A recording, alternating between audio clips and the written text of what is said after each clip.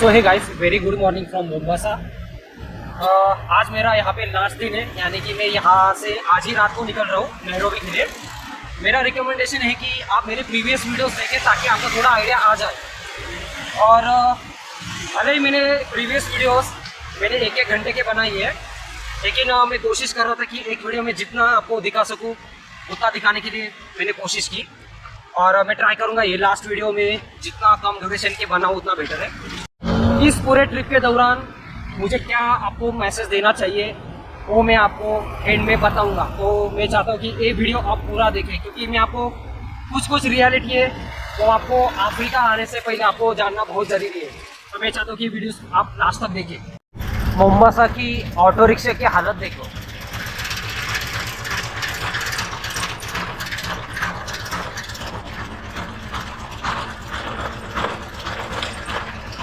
अपनी जो ऑटो होती है ना वो बेटर होती है इंडिया में। अपने देश के बाहर आने के बाद मैं पहली बार रिक्शा की राइड ले रहा हूँ।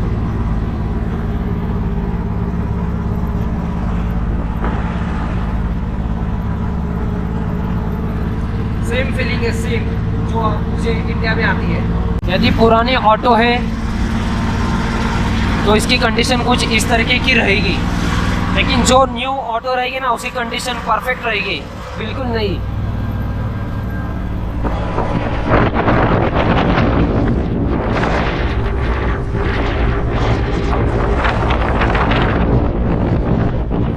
मैंने 5 किलोमीटर राइड के लिए रिक्शा वाले को पे किया 35 रुपये।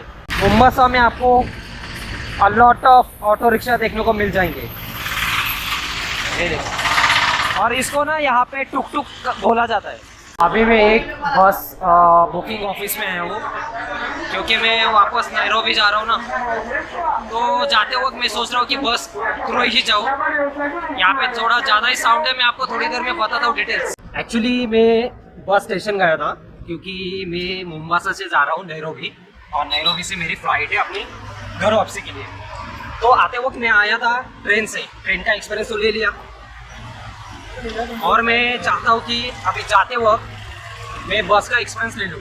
मैं इसलिए ऐसा कर रहा हूँ क्योंकि ट्रेन यदि आप लेते हो तो आपसे लेगी 1000 रुपये, और आपको वो ड्रॉप करेगी सिटी के बाहर, बहुत बाहर। तो फिर से वहाँ से सिटी सेंटर आने के लिए आपको 200-300 रुपये आपको पे करने पड़ते हैं। तो बस क्या करती है, आपको सीधा सिटी सेंटर में ही छोड़ देती है। तो मैंने सोचा कि क्यों ना आउटसाइड जाने से बेटर है कि मैं सिटी सेंटर क्यों ना जाऊँ। यहाँ पर ना संडे के दिन पूरी शॉप जो होती है ना सबके सब बंद होती है।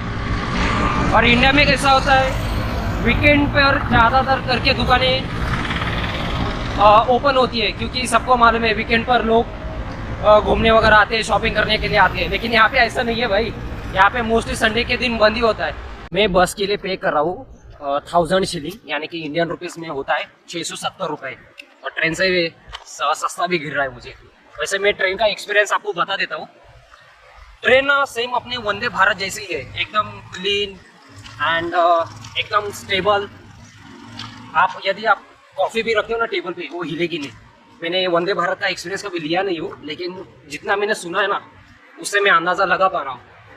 लेकिन ट्रेन की स्पीड मैक्सिमम 100 किलोमीटर पर आवर्स की होती है, और वो आपको 5.5 घंटे में आपको नैरोबी से मोम्बासा, और मोम्बासा से आपको नैरोबी पहुँचा देगी। बस भी एटलीस्ट 6 से 7 घंटा ही लेगी, क्योंकि बीच बीच में वो स्टॉप लेती है ना, इसलिए। ट्रेन का एक हॉल्ट होता है, लेकिन वो सिर्फ 5 मिनट के लिए ही होता है। यहाँ के लोकल स्ट्रीट देख सकते हो, अच्छे जगह के,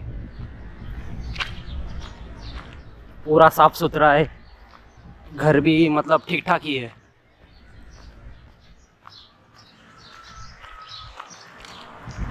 इस कंट्री में आने के बाद मेरा फेस पूरा डैमेज हो चुका है, और मैं लगभग इनकी तरह ही दिखने लगा हूँ। मैं इंडिया में रहता हूँ ना, तो मेरा फेस कुछ इस तरीके का दिखता है। तो आप कंपेयर कर सकते हो कि बाहर आने के बाद मैं कितना बदल चुका हूँ।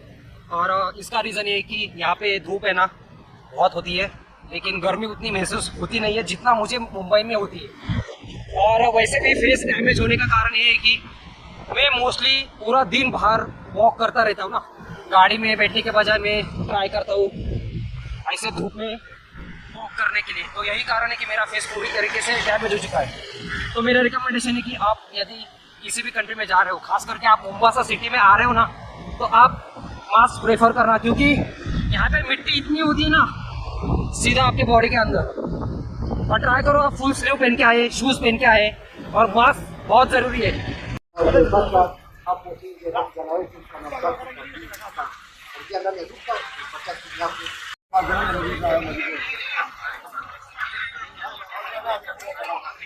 यहाँ पे फोटो निकालने के लिए आया था, लेकिन ये लोग यहाँ पे 50 शिलिंग चार्ज कर रहे हैं।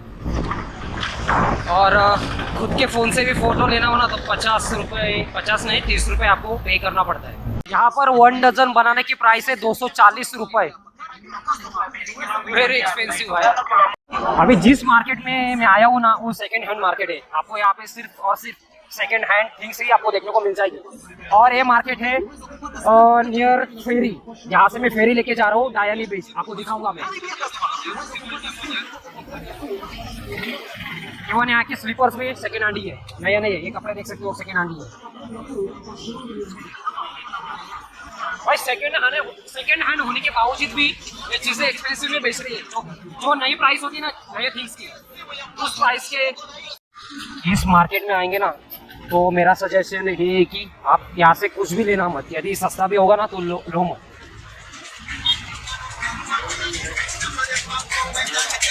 फेरी के अंदर आने के लिए आपको पहला सिक्योरिटी पास करना पड़ता है, नॉर्मल स्कैन होता है और फिर यहाँ से आपको एंट्री मिल जाएगी।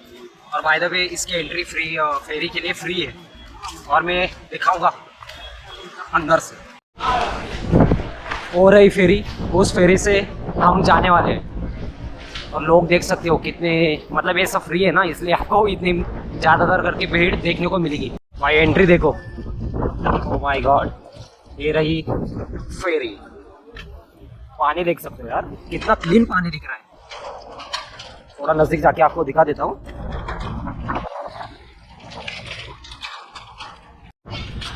यहाँ की बैठने की अरेंजमेंट भी दी हुई है नाइस। और यहाँ से आप ट्रांसपोर्टेशन भी कर सकते हो। और वैसे देखा जाए तो यहाँ से आपको क्रॉस करना है ना तो इजी वे फेरी का ऑप्शन ही है और वो फ्री है। यदि आप उस साइड जाना चाहते हो ना तो और एक ऑप्शन है, लेकिन वो बहुत घूम के जाना पड़ता है, बहुत घूम के जाना पड़ता है। तो यहाँ की गवर्नमेंट ने एक अच्छा काम किया कि सीधा फेरी लेके आए, वो भी फ्री में, ताकि लोगों को आसान गिरे क्रॉस करने के लिए।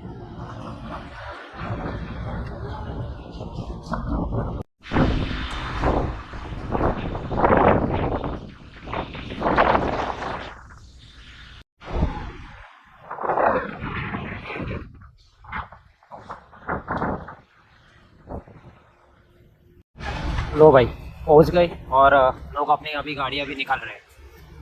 बेस्ट ट्रांसपोर्टेशन सिस्टम मुझे यही लगा अभी तक का। मुझे नहीं लगता कि वो ऑटो ऊपर पहुंच पाएगी, स्टक हो गई फुल होने के कारण।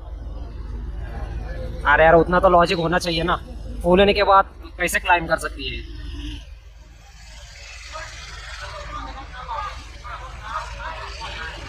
अब चलते हैं डायनी बीच की तरफ, वो देखूंगा फिर अपनी ट्रिप यहीं पे ख़त्म हो जाएगी। लेकिन पूरा वीडियो देखो क्योंकि मैं आपको लास्ट में business related, tourism related and Africa की रियलिटी मैं आपको बताने वाला हूँ। तो वीडियो को लास्ट तक देखो तभी आपको समझ में आएगा। और मैं वीडियो और बनाने वाला हूँ, रुको मत। यहाँ से मैं जा रहा हूँ डायनी बीच की तरफ, जो कि वहाँ पे आपको मोस्टली ज़्यादातर करके टूरिस्ट वहीं पे जाते हैं। एक डायनी बीच एंड एक नायली बीच। नायली बीच में ऑलरेडी जा चुका हूँ, प्रीवियस वीडियो आप देखेंगे ना तो आपको दिख जाएगा। तो यहाँ से लगभग 30 किलोमीटर है, तो मैं ट्राई करूँगा लिफ्ट मांगकर ही जाने के लिए, देखूँगा। वैसे यहाँ पे पब्लिक ट्रांसपोर्ट भी होती है, वो चीप प्राइस में हो मिलेगी, लेकिन मैं ट्राई करूँगा पैसे सेव करने के लिए। ये देख के ना मुझे पुराने दिन याद आ गए, तो ले रहा हूँ मैं। ये 6 रुपये की है, एक ले लेता हूँ मैं। कौन सी वाले जो ऑरेंज वाली ले लेता हूँ, नहीं ऑरेंज वाली नहीं, रेड वाली ले। चलो इसे पीते पीते जाएंगे डायनी बीच की तरफ। और बाहर का व्यू देखो। मैं एक मैन में हूँ और मैंने कितने में ली आपको बीच में जाने के बाद ही शेयर करता हूँ सब डिटेल्स।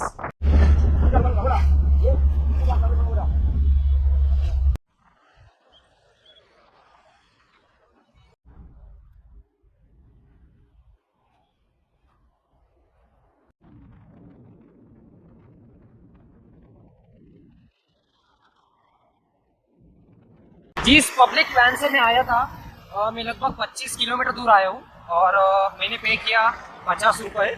स्टार्टिंग में वो लोग 100 सीलिंग की बात कर रहे थे, लेकिन मैं बोला कि नहीं, मैं 80 ही दूंगा। एक वैन वाला पहले स्टार्टिंग में मुझे नहीं बोला, मैं फिर चला गया दूसरे के पास, वो भी थोड़ा कन्विंस करने के बाद वो मान गया। लेकिन मोस्टली ये लोग 100 सीलिंग ही ले लेते। अभी भी 5 किलोमीटर बाकी है, तो सोचा कि बाय वॉक जाता हूँ, वो तो लिफ्ट मानता है, वही अपनी आदत। लेकिन जब से फेरी के बाद में जब यहाँ तक आया ना, मैं ना एक दो गाँव यहाँ पे देखे, पूरा का पूरा सन्नाटा था। यहाँ पे ना आपको हर तरफ ज़्यादा ही प्राइस बोली जाती है, एक्सेप्ट पब्लिक ट्रांसपोर्टेशन। लेकिन आप बार्गेन करोगे तो आप ज़्यादा पैसे सेव कर पाओगे, जैसे मैं यहाँ के वही कर रहा था। यही है डियानी बीच और यहीं पे ही मोस्टली फॉरेनर्स यहीं पे आते हैं। यहाँ पे देखेंगे ना तो बड़े बड़े रिसोर्ट्स भी है, लेकिन हम वो अफोर्ड नहीं कर सकते। और यहाँ पे देखो फुटबॉल। मजे की बात ये है कि पानी इतना क्लीन है ना, अलीबाग से भी बेटर पानी मुझे ये बेटर लगा। यहाँ पे हम स्विम भी कर सकते हैं, लेकिन मैं जब अलीबाग में जाता था ना, मतलब इच्छा होती ही नहीं थी कि मैं वहाँ पे स्विमिंग कर सकूँ। तो ये मुझे थोड़ा अच्छा लगा, आपको थोड़ा नज़दीक जाके भी दिखाऊंगा। और मेनली बात ये है कि यहाँ पे आप पैराग्लाइडिंग भी कर सकते हो। मैं आपको जूम करके दिखा दूंगा कि वहाँ पे पैराग्लाइडिंग चल रही है। वहाँ जाने के बाद आपको और क्लियर पता चल जाएगा। बाकी फॉरेनर्स यहाँ पे आते हैं, यहाँ पे रिसोर्ट खरीद लेते हैं और यहीं बैठ के चिल मारते हैं। 7 दिन तक ये लोग यहाँ पे आके चिल मारते हैं। वैसे बता दो कि केन्या में मोम्बासा में 2 फेमस बीचेस है, एक नायरी बीच एंड एक डियानी बीच, और दोनों भी ईस्ट और वेस्ट साइड में। कंपेयर करो मुंबई का एयरपोर्ट और नई मुंबई का एयरपोर्ट, जैसे उतनी दूरी है ना, वैसे ही इस बीच की दूरी है। यहाँ आके आप हर एक्टिविटी कर सकते हो, इवन आप स्कूबा डाइविंग भी कर सकते हो। लेकिन वही है, ये लोग फॉरेनर्स के लिए बहुत ज़्यादा चार्ज करते हैं, और यदि आप बार्गेनिंग भी करेंगे ना तो तभी भी ये प्राइस हाई रहेगी। और मैं ना ये सब करना चाहता हूँ, लेकिन मैं केन्या में नहीं, मैं आपको कभी और बताऊँगा मैं कहाँ पे मैं करना चाहता हूँ। मैं यहाँ पे स्विम करना चाहता हूँ, स्कूबा डाइविंग करना चाहता हूँ, पैराग्लाइडिंग करना चाहता हूँ। हालांकि इसको पैराग्लाइडिंग नहीं बोलते, जो भी नाम हो, मैं सब करना चाहता हूँ अभी। लेकिन वही है, मैं अभी नहीं कर सकता हूँ क्योंकि मुझे पता है ना इसके प्राइसेस बहुत हाई है। और मैं करूँगा, दूसरी कंट्री में करूँगा, और कौन सी कंट्री होगी मैं आपको ये बताऊँगा, देख सकते हो आप। और पानी इतना क्लीन है ना, ज़बरदस्त। वैसे इंडिया में ऐसे कौन से बीचेस है वहाँ पे आपको ऐसा अच्छा पानी देखने को मिल जाएगा बीच के यहाँ पे, क्योंकि मैंने तो कभी देखा नहीं है।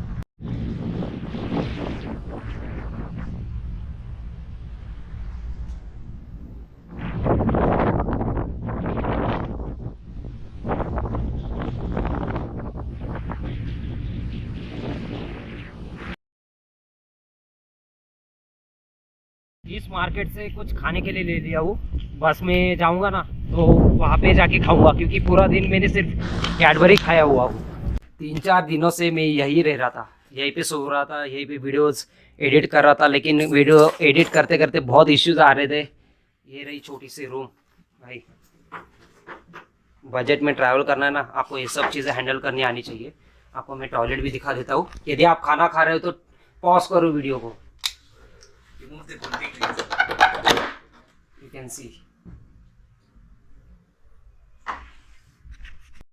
तो चलो अभी निकलते हैं और जाते हैं बस स्टेशन। वहीं से मुझे जाना है नैरोबी। चलो आपको डायरेक्टली मिलता हूँ बस स्टेशन पर। दिन भर बहुत चलने के बाद थोड़ा बॉडी को प्रोटीन की ज़रूरत है, इसलिए मैं यहाँ से फ्राइड चिकन ले रहा हूँ और बस में जाके खाऊंगा। ये रही बस, इस बस से मैं जा रहा हूँ नैरोबी। आते वक्त मोम्बासा आते वक्त मैं आया था ट्रेन से। अभी सोच रहा हूँ कि मैं क्यों ना जाते वक्त बस से क्यों ना जाऊँ, क्योंकि ये बस मुझे सीधा सिटी सेंटर छोड़ देगी, और मैं ट्रेन से जाता ना तो मुझे वो आउटसाइड छोड़ देती। तो इसलिए मैंने ये प्रेफर किया, और ट्रेन से तो सस्ता मुझे यही गिरी। पूरा सामान मेरा रेडी है। ये तो मेरा हथियार है अभी, और ये रहा बैग। मैंने ऑलरेडी मेरा बैकपैक इस बस के अंदर रख दिया हूँ। जाते अभी अंदर, और लगभग ये बस लेगी 6 से 7 घंटा पहुँचने के लिए।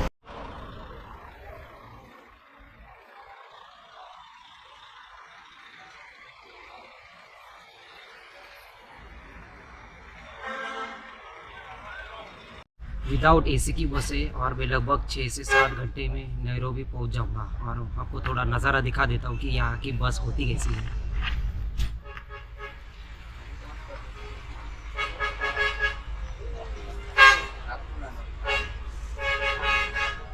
चलो आपको मिलता हूँ सीधा सुबह। और इस बस के लिए मैंने पे किया है 670 रुपये। और मैं ट्रेन से जाता ना तो मैं उसके लिए पे करता 1000 रुपये। और बेटर ऑप्शन है, दोनों भी बेटर ऑप्शन है, लेकिन मुझे सबसे बेटर ये लगा इसलिए क्योंकि ये सीधा मुझे सिटी सेंटर छोड़ देगी। ट्रेन से जाता ना तो ट्रेन तो प्रीशियस है नो डाउट, लेकिन मैं चाहता हूँ कि बस का भी एक्सपीरियंस लूँ। तो सीधा आपको मिलता हूँ नैरोबी में। साथ में जो खाना पीना लाया था ना वो अभी थोड़ी देर में खाऊंगा और सो जाऊंगा, क्योंकि 2 दिन बचे हुए हैं नैरोबी में और बहुत काम बाकी तो करूंगा और फिर घर वापसी। बहुत खुशी हो रही है घर जाने के लिए। Very good morning from Nairobi. अभी सुबह के 6 बजे है और लगभग 9 घंटे बाद मैं नैरोबी पहुंच चुका हूँ। इतनी ठंड लग रही है ना पूछो ही मत। पहले मैं एक काम करता हूँ, जिस हॉस्टल में मैं रह रहा था ना वहाँ पे मैं पहले जाता हूँ, फिर आपसे बातें करता हूँ। अभी यहाँ आके मुझे बात करना भी ठीक से नहीं हो पा रहा है। मिलता हूँ आपको सीधा हॉस्टल में। Hello, my friend. I have decided to give you the surprise. That's why I didn't tell you. Oh my God. लो भाई। Yes, thank you. अभी सुबह के 7 बजे है और मैं बस स्टेशन आया था 6 बजे और वहाँ से लेके मेरे हॉस्टल तक का डिस्टेंस है लगभग 9 किलोमीटर। और यदि मैं बाइक से आता ना तो 20 मिनट में यहाँ पे पहुँच जाता, लेकिन वो उसके लिए लेता 150 रुपये। और फिर मैंने सोचा क्यों ना 150 रुपये सेव किया जाए और फिर मैं जिस काम के लिए यहाँ पे आया हूँ उस काम के लिए मैं इन्वेस्ट करूँ। तो मैं वहाँ से लिफ्ट मांग कर आया, मेरी आदत जाएगी नहीं। और ये लोग यहाँ पे मना भी नहीं करते, मैं उनको सीधा बोल देता हूँ I don't have money, will you please drop me there, और वो मना भी नहीं करते। तो चलो अभी फटाफट जाते, शावर लेते और तुरंत काम के लिए लग जाते।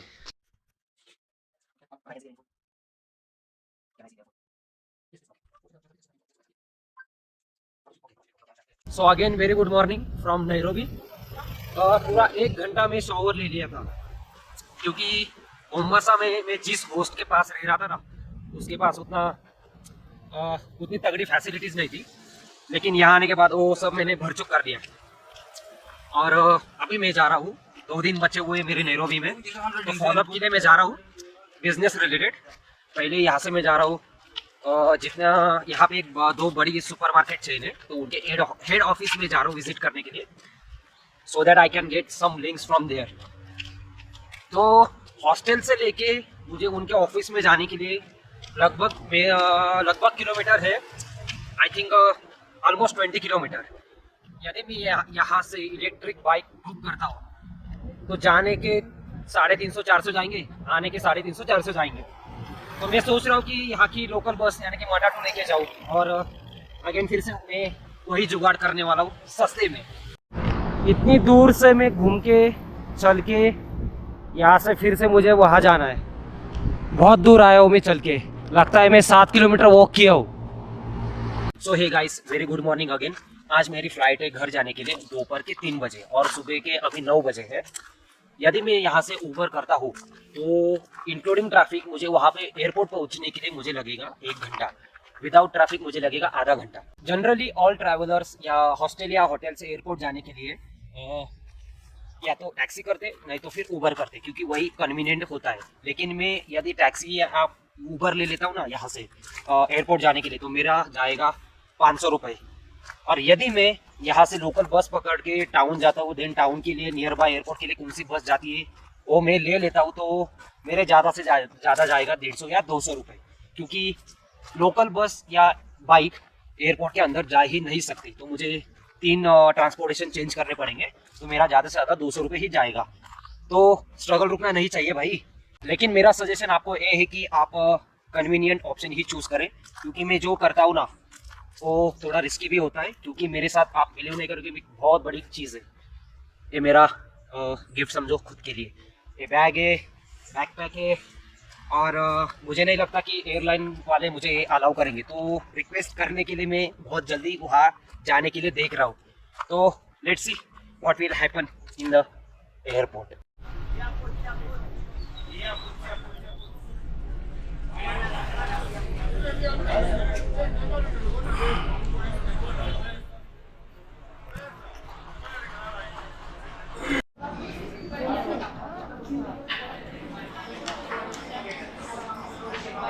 फ्लाइट ना 2 घंटे लेट है और मुझे आदत है ऐसी कि मैं सबसे लास्ट में जाता हूँ और विंडो सीट मुझे मिलती नहीं है।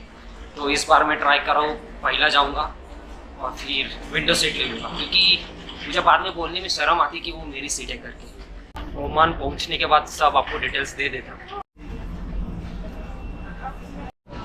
ये फ्लाइट थोड़ी सी लग्जरियस दिख रही है।